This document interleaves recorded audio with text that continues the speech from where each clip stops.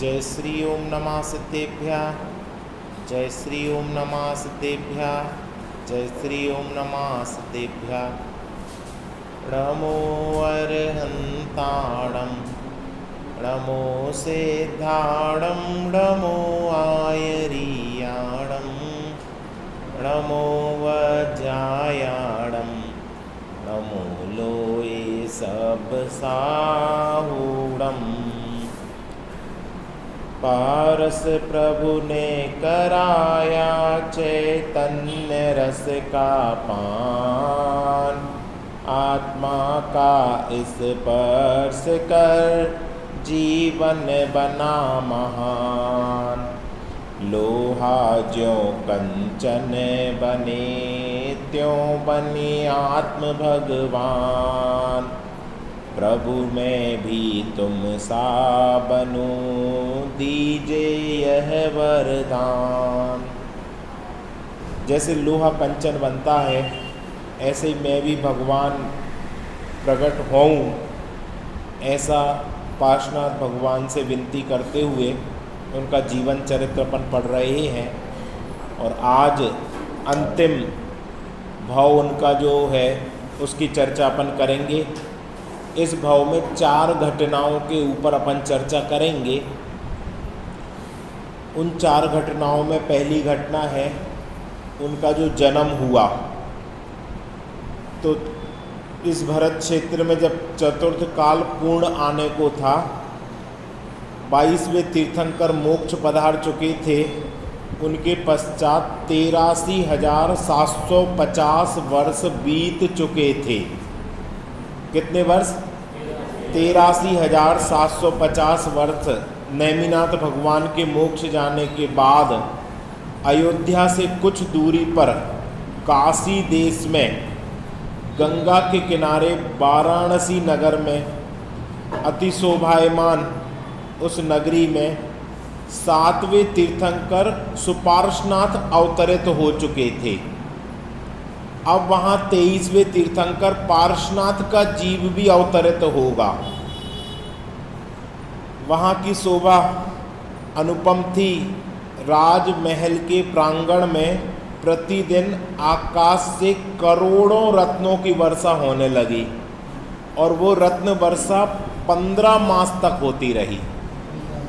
कहाँ हुई रत्नों की वर्षा? पूरी नगरी में नहीं, ये आप समझना। कुछ नई चीज़ें अपन को पता चलेंगी। राजभवन के प्रांगण में रत्नों की वर्षा कहाँ होती थी? राजभवन के प्रांगण में। कितने रत्नों की वर्षा होती थी? करोड़ों रत्नों की वर्षा। और कब तक होती रही? 15 मास तक होती रही। इससे नगर के सब लोग समझ गए कि कोई मंगल घड़ी आने वाली है।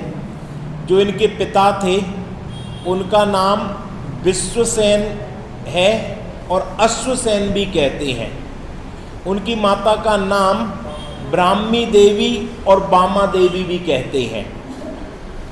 ये दोनों ही सम्यक दृष्टि थे और विशेषता कि उनको दोनों को मिथ्यात्व मल नहीं था। तो इस शरीर में भी मलमूत्र नहीं होता था। किसको? माता पिता को मिथ्यात्व रूपी मल नहीं था, क्योंकि तीर्थंकर को जहाँ जन्म लेना है वो कुक्षी भी मलमूत्र से रहित थी, इतनी पवित्र थी। आपको पता और कौन से जीव होते हैं जिनको मलमूत्र का क्षेपण नहीं होता है? 24 तीर्थंकर, उनके माता, उनके पिता नारायण, बलभद्र, प्रतिनारायण और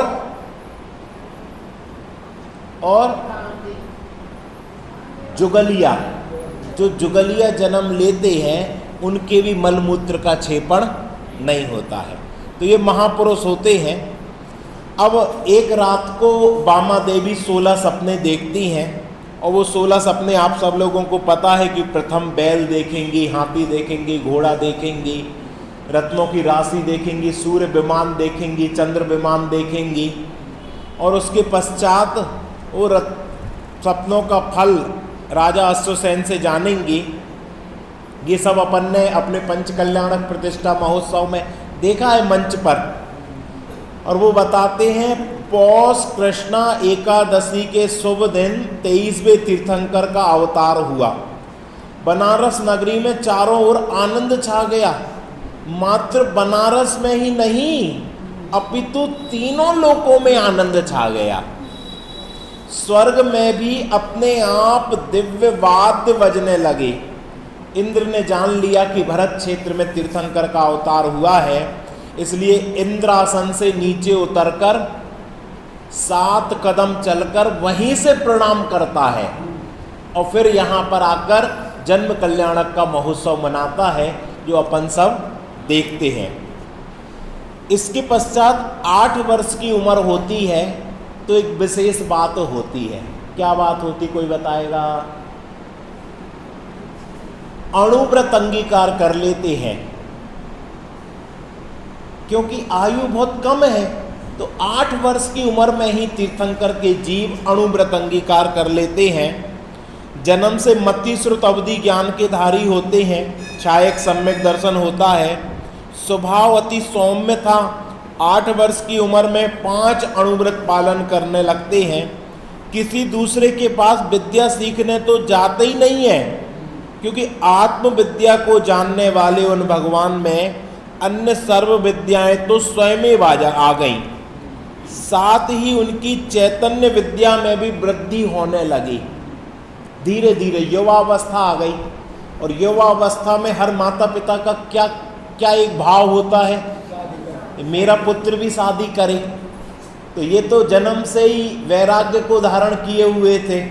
माता पिता ने अनुरोध किया कि हम जानते हैं कि तुम्हें तीर्थंकर होना है, लेकिन ऋषवादी तीर्थंकरों ने भी तो शादी की थी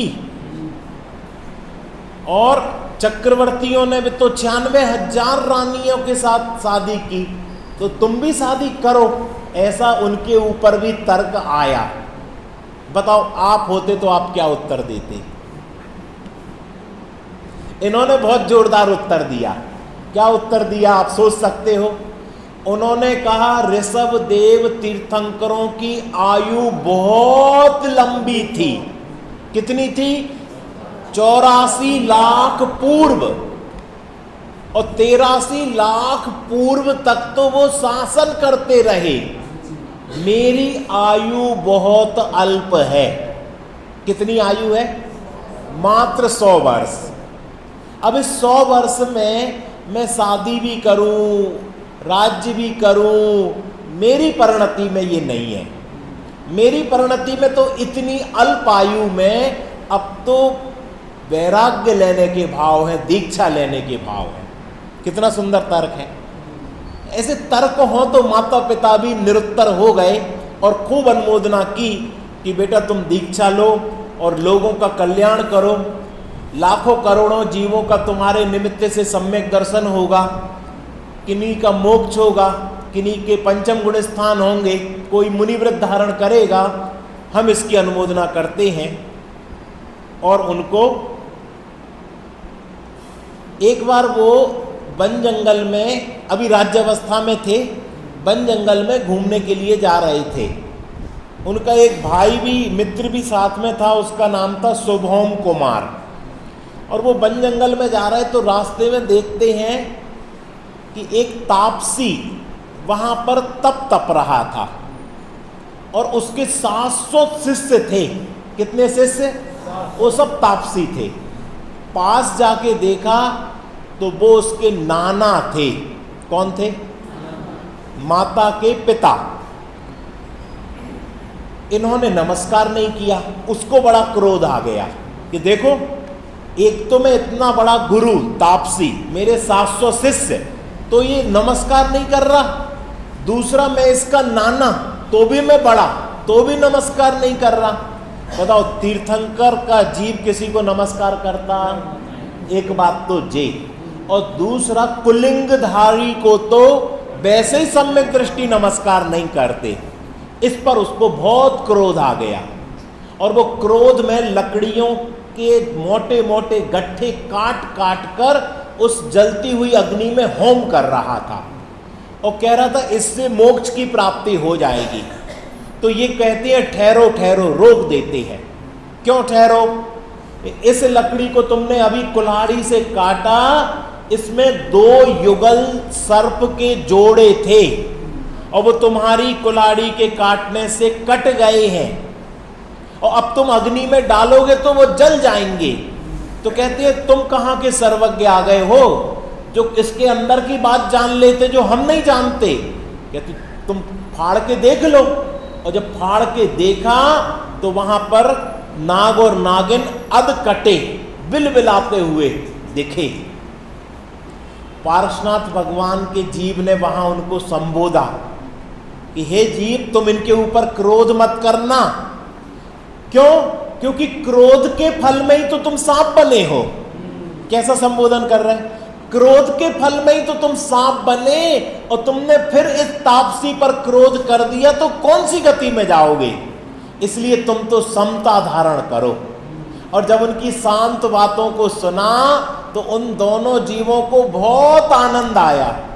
उन्होंने समता धारण की, उनके ऊपर क्रोध नहीं किया, और उनकी बातों को सुनकर इस देह को छोड़ा तो वो जाके धरणेन्द्र और पद्मावती हुए वहीं से जाके। और यहां पर ये क्रोध में आग बबूला हो गया तो इसने उस कुतप को जारी रखा, इनको वहां से भगा दिया, और कुछ काल बाद उस तापसी की भी मृत्यु हुई और वो संबर नामक देव हुआ। कौन हुआ? तो आप समझ गए वो तापसी कौन था? कमठ का ही जीव था, जो इनका सगा भाई था, बड़ा भाई था। वो ही तापसी बना और वो ही कुमरण करके संबर नामक कौन सा देव हुआ? भवनवासी देव हुआ, कुयोनी में गया, मिथ्या दृष्टि देव हुआ।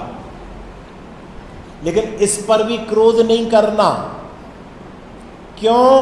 क्योंकि भविष्य में ये भी भगवान के सानिध्य में जाकर धर्म की आराधना करेगा। अभी क्यों नहीं कर लिया? अभी भी तो उनको तीर्थंकर मिले थे कि अभी उसके कर्म बंधना बाकी थे, अभी इसका संसार का किनारा दूर था, अभी इसको और दुख भोगने थे। तो ऐसे उत्कृष्ट निमित्त के बावजूद भी समता धारण ना करके क्रोध कोई धारण किया, वैर कोई धारण किया। इससे एक बात और समझ में आई कि समझाने से किसी जीव को समझ में नहीं आता। तो आप क्यों समझा रहे हो? क्या पता किसकी योग्यता कब फलीभूत हो जावे। उस तापसी की योग्यता भी फलीभूत नहीं हुई, लेकिन नागों की योग्यता फलीभूत हो गई। इसलिए मुझे ये पूरा विश्वास है कि हमारे समझाने से किसी को समझ में नहीं आएगा। तो कब समझ में आएगा? कि जब जीव स्वयं समझना चाहेगा तब उसको समझ में आ जाएगा। उन नाग नागिन को ने समझना चाहा तो उनको समझ में आ गया, और इनके नाना ने समझना नहीं चाहा तो समझ में नहीं आया।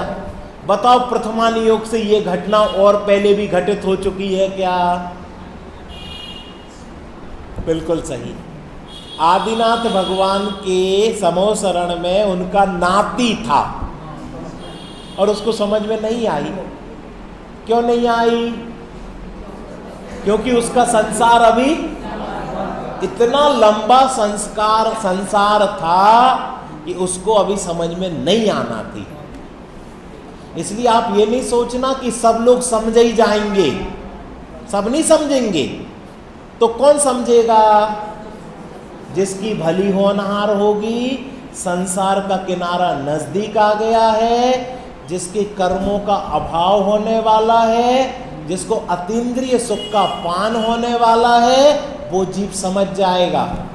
और बाकी जीव यहां वहां की बातें लेकर कसाय ही पुष्ट करेंगे, क्रोध ही पुष्ट करेंगे, बैर ही पुष्ट करेंगे, और ज्यादा कहे तो मिथ्यात्व ही पुष्ट करेंगे। क्योंकि जब तक सम्यक तो नहीं हुआ, क्या करेंगे? मिथ्यात्व पुष्ट करेंगे। तो ये दो घटना अपन ने पढ़ ली।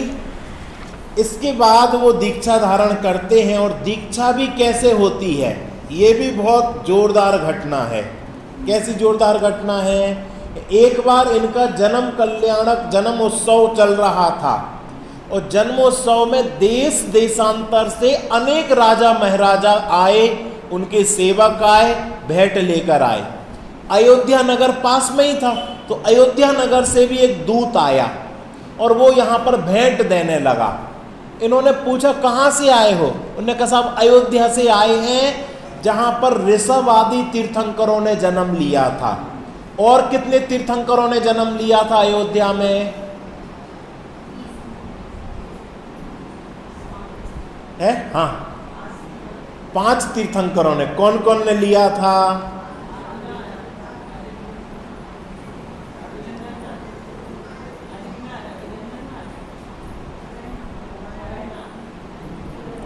सुमतिनाथ और अनंतनाथ।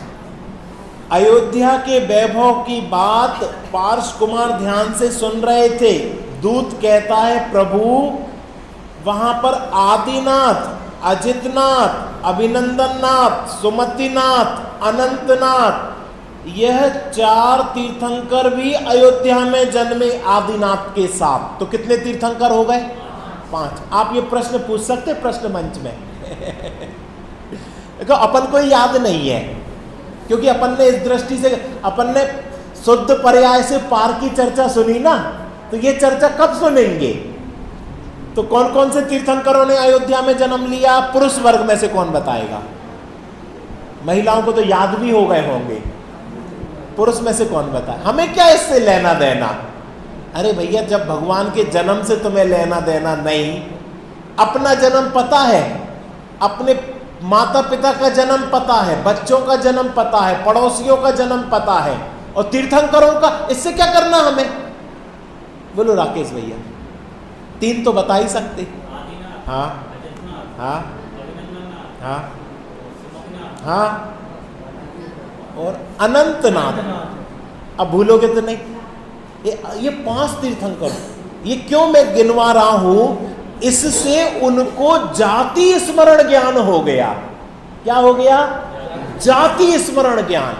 और जाति स्मरण ज्ञान में अपने पूर्व भाव झलकने लगे। मैंने कहां कहां जन्म लिया, कैसे कैसे मैं मरुभूति बना था, वो कमठ बना था, फिर मैं स्वर्ग गया था, फिर मैं यहाँ आया था, फिर मैं चक्रवर्ती बना था, फिर मैं 12वें स्वर्ग गया, 16वें स्वर्ग गया, अहमेंद्र में गया, सब याद आ गया। फिर मैं स्वर्ग से यहाँ आया हूँ। और जब जाति स्मरण ज्ञान हुआ, ज्ञान वृद्धिंगत हुआ, तो उनको संसार से वैराग्य आ गया। पार्श्वनाथ भगवान के जीव को कैसे वैराग्य आया? जाति स्मरण ज्ञान से वैराग्य आया। इस प्रकार वैरागी कुमार चारित्र ग्रहण करने में तत्पर हुए, और चारित्र मोह की सेना थर थर कांपने लगी। दीक्षा का उत्सव करने हेतु इंद्रादिक आ पहुंचे। लोकांतिक देव एक भव अवतारी हैं, वे भी आए और कुमार की अनुमोदना करने लगे। बिमला नामक शिविका में आरूढ़ होकर वन में ले गए। किससे दीक्षा ली उन्होंने? स्वयं दीक्षा ली, किसी से दीक्षा नहीं लेते। वे स्वयं दीक्षा लेकर आत्म ध्यान करने लगे। और कुमार ने 30 वर्ष की आयु में अपने जन्मदिन के दिन ही दीक्षा ग्रहण की, और अन्य 300 राजाओं ने उनके साथ दीक्षा ली। ये इसलिए माता पिता ने कहा कि चलो तुम शादी छोड़ दो, तुम तो दीक्षा ले लो, तुम्हारे साथ कितने जीव दीक्षा लेंगे। प्रभु को ध्यान में तुरंत ही 7वां गुण स्थान हो गया। मन पर ज्ञान भी खिल उठा। अनंत गुण मानो एक दूसरे से प्रतिस्पर्धा करने लगे और शीघ्रता से विकसित होने लगे। मौन रूप से वे पार्श्वनाथ मुनिराज आत्मा का निज कार्य साधने लगे। और इसके बाद इनको आहार दान किसने दिया? सबसे पहले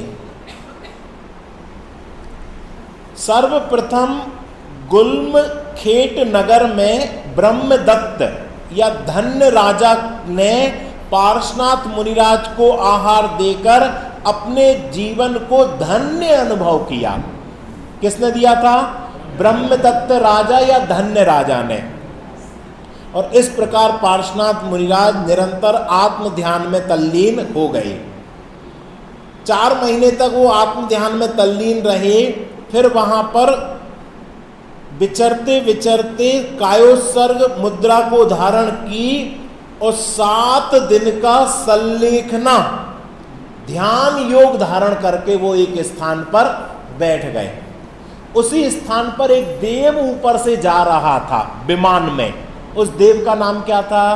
संबर देव। और जैसे ही वो संबर देव जा रहा था तो उसका विमान रुक गया।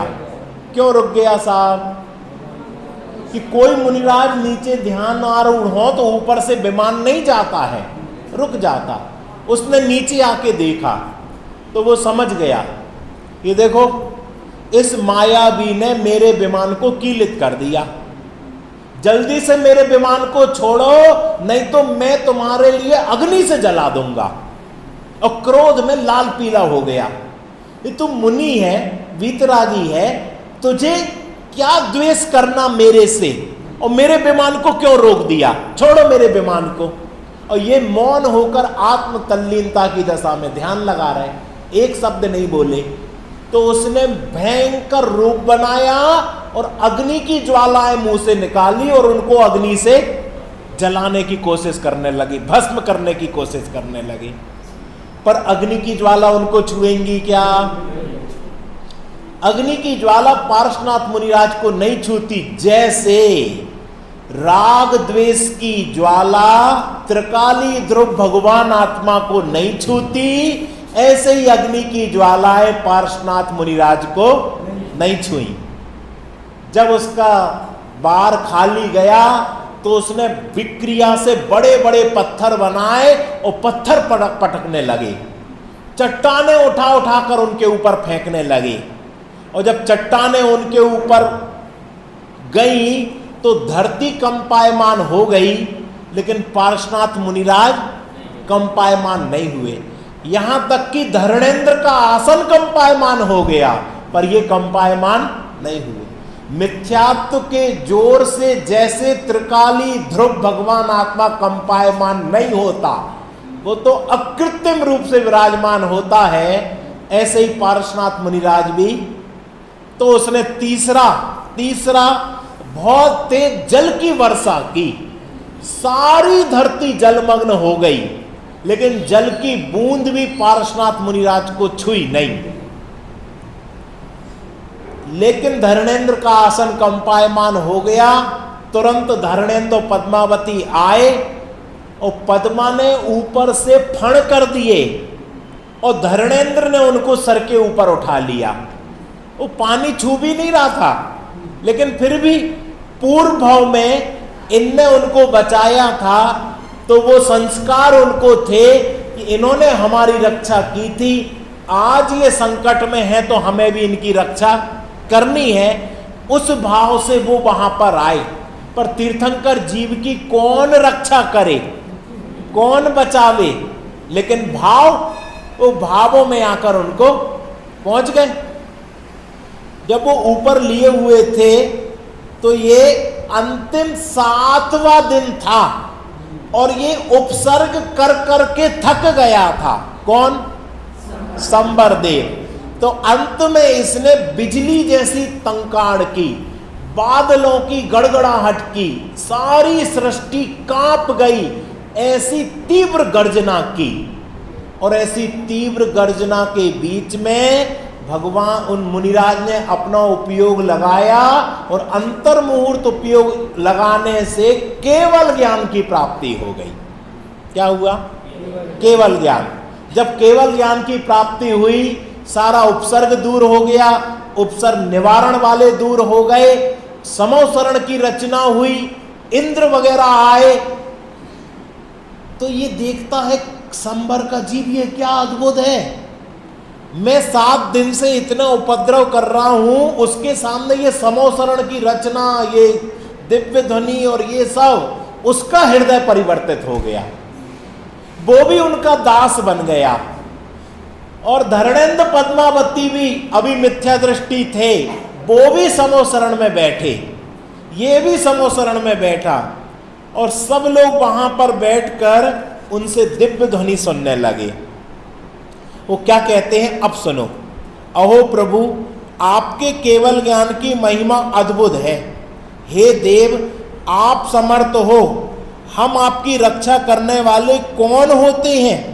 प्रभु, आपके प्रताप से हमें धर्म प्राप्त हुआ, आपने संसार के घोर दुखों से हमारी रक्षा की।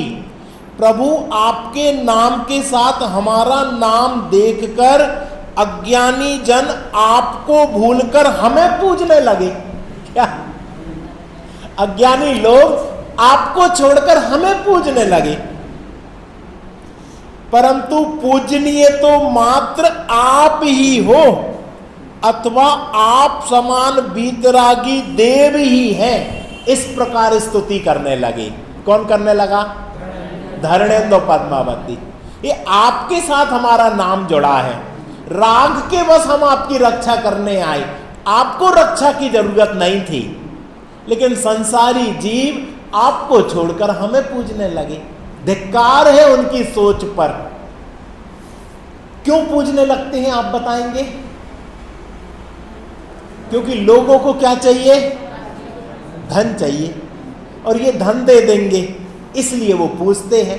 यश दे देंगे, प्रतिष्ठा दे देंगे, पुण्य का उदय दे देंगे, और वो अरे ये नहीं पता यहां रत्नत्रय मिल सकता है, तुम किस रत्न की बात करती हो? पर उनको रत्नत्रय की महिमा नहीं पता। ये तो गुरुदेव श्री का प्रभाव है कि हम सब लोगों को रत्नत्रय की महिमा है, जड़ रत्नों की महिमा नहीं है। ऐसी आश्चर्यकारी घटना देखकर संबर देव के भी भाव बदले। केवल प्रभु की दिव्य महिमा देखकर उसकी भी श्रद्धा जागृत हुई। क्रोध एकदम शांत हो गया। पश्चाताप से बारंबार प्रभु के समक्ष क्षमा याचना करने लगा।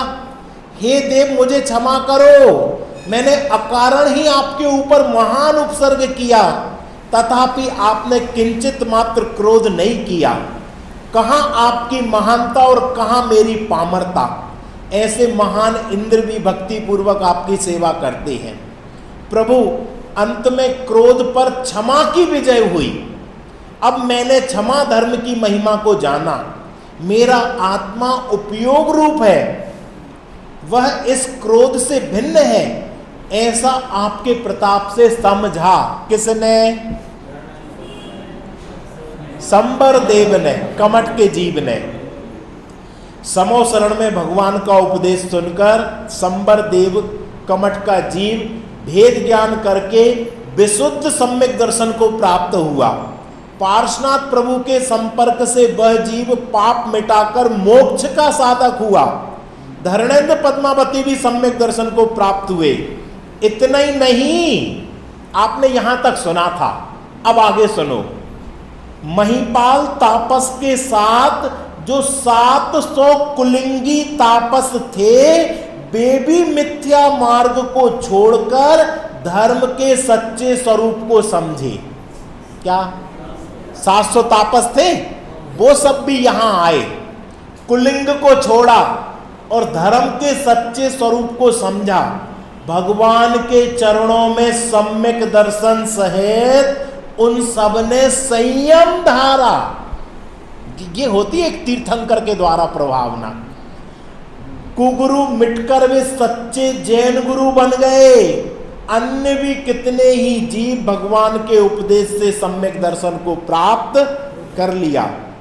अब यहां पर लिखा है, जो मैं कई बार बोलता हूं, महापुरुषों के साथ मित्रता का तो कहना ही क्या, शत्रु रूप से उनका संग भी अंत में हित का ही कारण होता है। कि महापुरुषों की मित्रता तो अच्छी ही है, लेकिन शत्रुता भी। क्यों? क्योंकि 10 भाव बाद वो कमठ को भी सम्यक दर्शन हो गया और वो भी सुधर गया। इस प्रकार से हमने पार्श्वनाथ भगवान के जीवन की घटनाओं को देखकर अपने जीवन में प्रतिज्ञा धारण की है, प्रभु कभी हमारे द्वारा किसी भी प्रसंग में क्रोध ना हो किसी के ऊपर। कोई हमारा कितना ही अहित करे, हमारे पाप के उदय से अहित होता है, सामने वाले से अहित होता क्या? अब द्रव्यान योग लगा, हमारा अहित किससे होता है? स्वयं के कर्म के उदय से। कोई अहित करने में समर्थ नहीं है। हमारे पाप के उदय से हमारी वस्तु चली जाती है, पुण्य के उदय से बिना चाहे वस्तु प्राप्त हो जाती है। इसमें परद्रव्य का किंचित भी कोई योगदान नहीं है। लेकिन हम जीवन भर क्या करते हैं? पर को दोष देते हैं, पर से द्वेष करते हैं, पर में क्रोध करते हैं, या फिर पर में राग करते हैं, मोह करते हैं। जब पार्श्वनाथ भगवान को देखो तो ये सब चीजें याद आनी चाहिए, तो भगवान के दर्शन से निज दर्शन होगा। और अगर आपने मात्र पूजा पढ़ी और अर्घ चढ़ाए तो आप वो काम कर पा रहे जो कमठ ने और धर्मेंद्र पद्मावती ने कर लिया।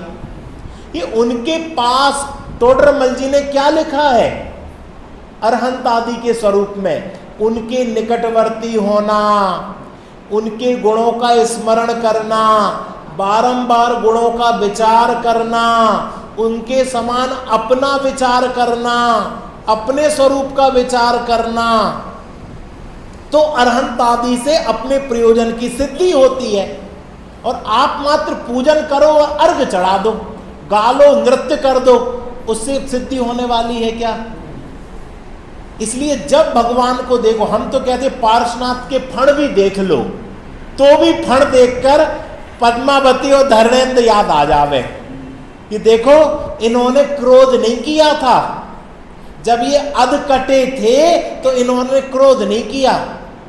पार्श्वनाथ कुमार ने इनसे कहा तुम क्रोध नहीं करना तापसी के ऊपर। क्यों नहीं करना? क्योंकि क्रोध के ही कारण तो तुम सर्प बने हो, और फिर क्रोध करोगे तो फिर सर्प बनोगे, इसलिए क्रोध नहीं करना। उन्होंने समता धारण की, उनका भाव सुधर गया। ये कब करना? जब आप किसी मंदिर में फण वाले पार्श्वनाथ के दर्शन करो। द्वेष नहीं करना, इनने फण क्यों लगा दिए। वो तो एक समय का अंतर था ना, एक समय में फण थे, मुनि अवस्था में थी, और एक समय बाद वो अरहंत बन गए, तो लोगों ने उसको याद करके मुनि अवस्था की प्रतिमा बना दी। लेकिन बन गई प्रतिमाएं, अब तो मिटा नहीं सकते लोग, लेकिन अपन क्या कर सकते? जब फण देखो तो क्या विचार करना? ये जो फण है ना, ये पूर्व भाव में वो जुगलिया सांप थे, इनको तापस ने काटा था, ये अध जले थे, तो भी इनने क्रोध नहीं किया। यानी पार्श्वनाथ के ऊपर जो फण है उन्होंने भी क्रोध नहीं किया था, समता धारण की थी। हमें भी समता धारण करनी है, ये याद रखना। अरहंत के फण नहीं होते हैं, लेकिन अब इतने ही विवेक नहीं है इस पंचम काल के जीवों को। वो फण वाली प्रतिमा चल रही तो अपन वहां भी वेद विज्ञान कर लेंगे। अब अंतिम बात सुनो, मोक्ष कल्याणक महोत्सव। पार्श्वनाथ तीर्थंकर ने 70 वर्ष तक देश देशांतर में विहार किया और अंत में संवेद शिखर पे पधारे। अब उन्हें मोक्ष जाने के लिए 1 मास शेष था, इसलिए उनकी वाणी और विहार आदि क्रियाएं थम गईं। पार्श्वनाथ प्रभु संवेद शिखर की सर्वोच्च कूट पर ध्यानस्थ खड़े हो गए। कूट का नाम क्या है? स्वर्णभद्र कूट। अब देखना स्वर्णभद्र कूट नाम क्यों पड़ा, इसका भी आज सुन लेना। ध्यानस्थ खड़े हो गए। तृतीय और चतुर्थ शुक्ल ध्यान पूर्ण करके भगवान दूसरे ही क्षण ऊर्ध्व गमन करके मोक्ष पधारे। शरीर छोड़कर अशरीरी हुए, संसार दशा छोड़कर महा आनंद रूप सिद्ध दशा को प्राप्त हुए। इंद्र ने प्रभु का मोक्ष कल्याणक मनाया। श्रावण शुक्ला सप्तमी के दिन भगवान मोक्ष पधारे थे, इसलिए उसे क्या कहा जाने लगा? मोक्ष सप्तमी कहा जाने लगा। पारसनाथ भगवान मुक्ति धाम होने से पर्वत भी आज पारसनाथ हिल के रूप से जाना जाने लगा। पर्वत की जिस कूट से भगवान मोक्ष पधारे, वह पत्थर की कूट भी पारस के स्पर्श से स्वर्ण की हो गई। क्या? पत्थर की वो कूट पारस के स्पर्श से स्वर्ण की हो गई, इसलिए उसका नाम भी स्वर्ण भद्रकूट पड़ा। पारस सुपारस है वही पारस करे जो अन्य को। हे पारसनाथ, वास्तव में आप सुपारस हो। क्यों? क्योंकि आपके स्पर्श से वो कूट तो स्वर्ण की हो गई, ये तो पारस पत्थर भी कर देता है, लेकिन आपके स्पर्श से संबर देव भी सुपारस हो गया, धरणेन्द्र पद्मावती भी सुपारस हो गई, 300 मुनिराजों ने दीक्षा ली थी वो सुपारस हो गए, 700 तापसी भी सुपारस हो गए। इसलिए आप सुपारस हो कि आप भक्तों को कुछ नहीं देते, भक्त आपसे ले लेते, और वो भी आप उनको भीख नहीं देते, वो आपके समान सिद्धत्व को प्राप्त कर लेते हैं। इस प्रकार से ये मोक्ष सप्तमी का 3 दिन का अपन ने ये जो कार्यक्रम रखा था, उसमें अपन ने पूर्व के 10 भाव की चर्चा की और अंतिम भाव में 5 कल्याणक उनके कैसे हुए, उसमें 4 घटनाएं उनके जीवन में आई। कम से कम 4 घटना याद रखना। एक तो जन्म कल्याणक के समय, दूसरी उनके वन गमन में जो तापसी और नाग नागिन का जोड़ा जला, तीसरे उनके संबर देव ने जो उपसर्ग किया, और चौथे जो मोक्ष कल्याणक के समय केवल ज्ञान के समय घटना हुई। ऐसी पारसनाथ का नाम लेने से 4 घटनाएं याद आनी चाहिए। जब आपकी शास्त्र ना हो और आप बैठे हो तो अपने आप ही इस कहानी को याद करके अपने परिणामों को सरल करना, समता करना, कभी किसी जीव को सताएं ना, दुखी ना करें, हमेशा ही जैन धर्म की प्रभावना हो, लोगों में धर्म के संस्कार हों, ऐसी भावना हो। और इस मंगल भावना से अपना ये 3 दिन का कार्यक्रम पूर्ण होता है। 2 मिनट अपन भी मौन पूर्वक अपनी साधना करते हैं। हाँ, बहुत अच्छा प्रश्न आया है, कोई बताएगा उत्तर? कमठ के बैर का मुख्य कारण क्या था? ये हमने बता दिया था, अगर आप नहीं आई हो तो। हाँ, अब देखे किसी को याद रह गई 3 दिन में, बोलो।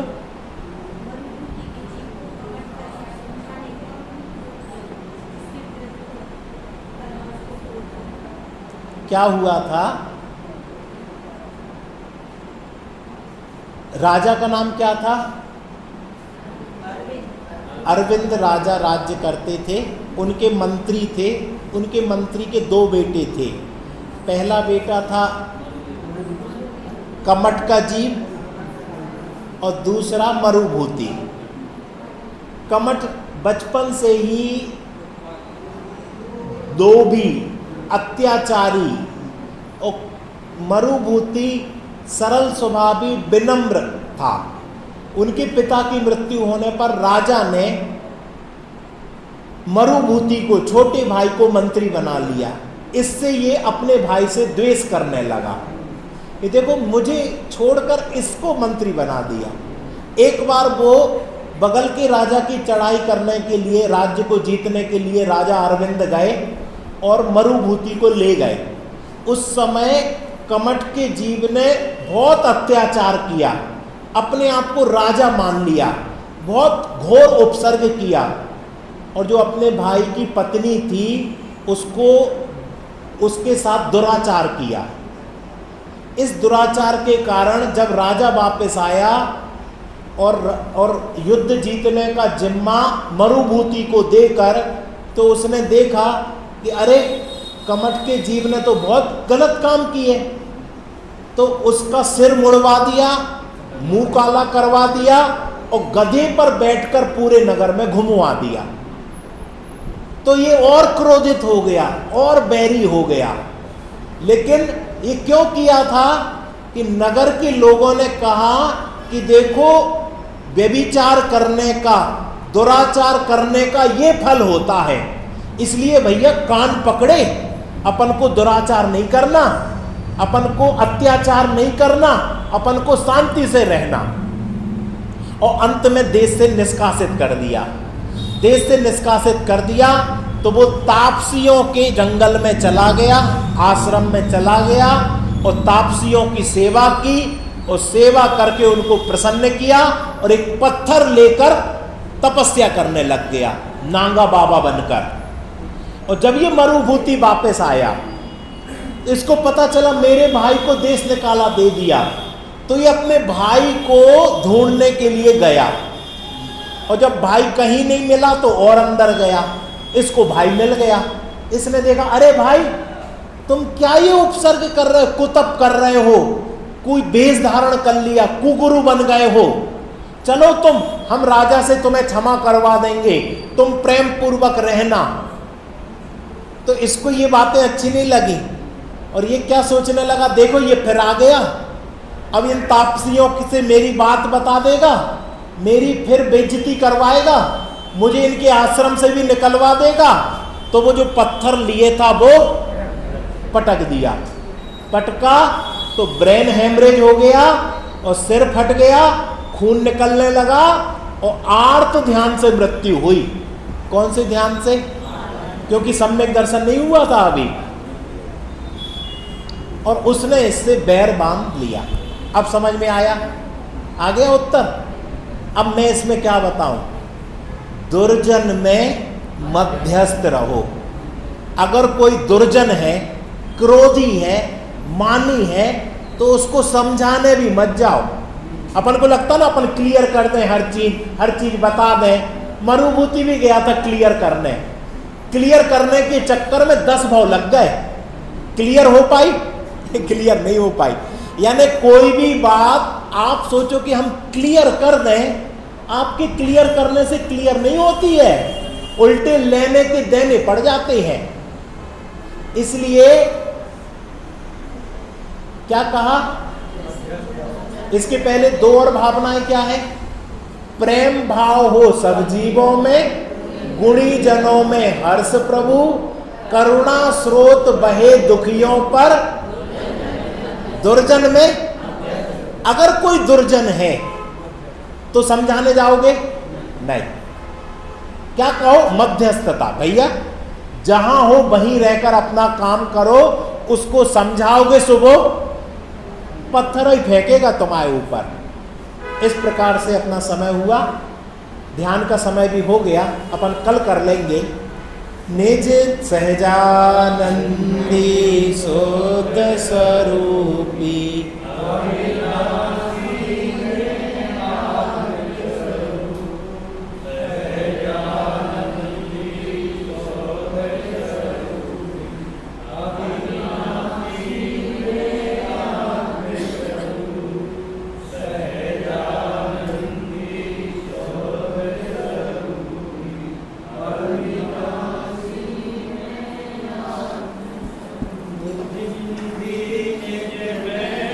Bye.